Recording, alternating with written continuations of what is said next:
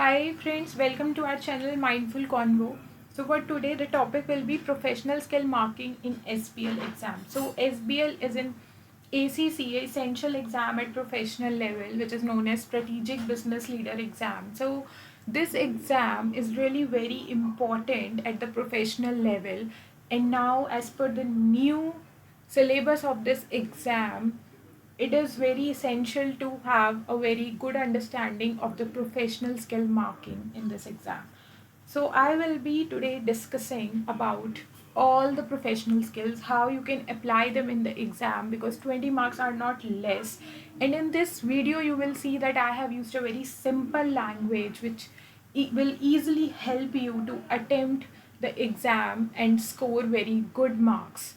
So today we'll start here with each and every expansion of these particular skills. So the strategic business leader exam includes 20 marks for professional skills. The passing criteria is 50 marks in total, out of which you have to work just on 30 marks to pass SPL exam. But question arises, how are you going to gain those 20 professional marks? So the main point I want to highlight here is that your professional marks are dependent on your other content which you are writing in the exam. So if the answers you have written are irrelevant but you have applied your professional skills excellently, then also you won't be getting the marks. So both the things are interconnected. So how you have to work upon professional skills for SP. In every subcategory in questions, there will be a professional skill mentioned over there which you have to keep in mind while framing the answer.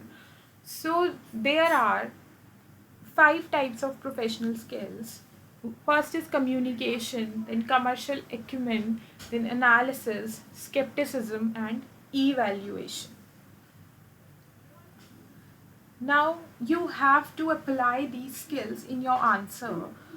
So the tone of your answer will depend upon professional skills you want to apply. So now we'll try to discuss each and every skill in detail. Now communication skill. So in every question, role will be mentioned to you, whether you are a chairman, auditor, staff, or director, or there could be any other role as well. So your role will decide your tone of answering the question. After the role has been decided, the target audience will be decided accordingly. So if you are acting as a director, so your audience could be stakeholders, employees. So being a director, you have to use such a language that is understandable by the target audience. So if you are acting as a chairman and representing yourself among common public, then your words should be that much simpler that they can be understood by a common man. Now ACCA here expects you to be able to inform, persuade, and clarify in order to be able to communicate effectively. So, if we conclude this skill, you will see that your role should be identifiable. Upon identifying the role, you will be deciding your target audience and the tone in which you have to answer, and you have to answer in such a way that it should look in a way that you are communicating effectively. Then other one is commercial acumen. So how you need to showcase yourself to fulfill this skill. You should talk sensibly related to organization's business. You need to talk about real life case studies. So it is a very simple skill. You will see that while applying any skill in the question, you will find that each and every skill is already in your mind. You have to just apply it. So you have to link the question with industry standards. For this, you need to identify the industry about which the question is talking. So basically, you need to be updated by reading the articles in newspaper or official magazines. You can also talk about the external environment in which the company is operating. So here ACC expects you to be aware about the upcoming opportunities and threats and insights that considers commercial implications of ideas prior to concluding. So whatever the conclusion you will be writing in the end, but in between you have to refer to the case studies which are real life based, and you have a very deep knowledge of industry upon which the case study is based. Now other one is analysis. So in this skill you have to pull together information from various sources. You can take help of ratio calculations here to showcase this skill. You have to attempt the answer in a logical way and try to mention the appropriate answer while framing it. So you have to act precisely in this skill. ACCA here expects you to first investigate, acquire, and consider the value and use of the given info. In this you have to apply ratio calculation for sure. So generally you will see in all the questions where analysis skill is required, you can easily apply ratio calculation there. The data will be given in such a way that you can compare the data from previous years and you can do analysis about the current situation.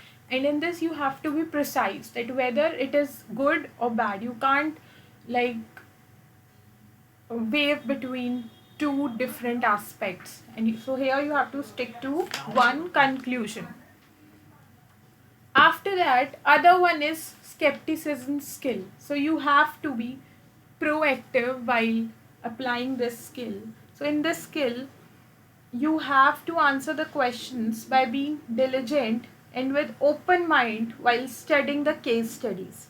You have to straight away challenge the assumptions given in the questions, because we can rely 100% on these assumptions as a common person, but being a auditor and applying the skepticism skill, you can't be 100% sure about your assumptions. So generally in questions you will find that you will be acting as a auditor while applying this skill.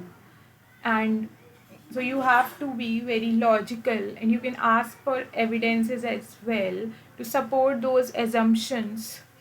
And so basically you need to challenge back, but in a logical manner. So this is all about the skepticism skill. So just keep in mind that you are an auditor and you are auditing anything. So you can't rely on each and every data which is provided to you. So you have to challenge back.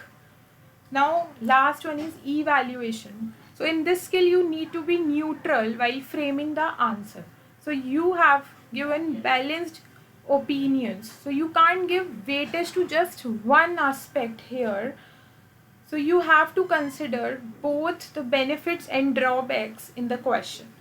So ACCA expects you to assess the advantages and disadvantages and estimate the effects if a course of action is taken. So if anything has been taken, then you have to also tell that what is the effect of that action and appraise the pros and cons and conclude the answer. So in this you have to conclude the answer for sure.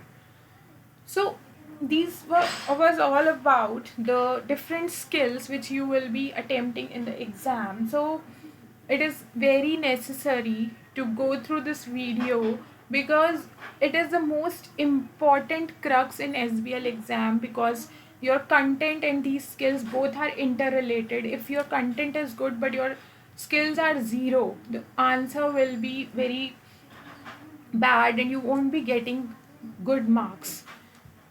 So in case you have any doubts, feel free to ping me in the comment box. So stay tuned, and yes, please don't forget to subscribe the channel. So thank you, goodbye.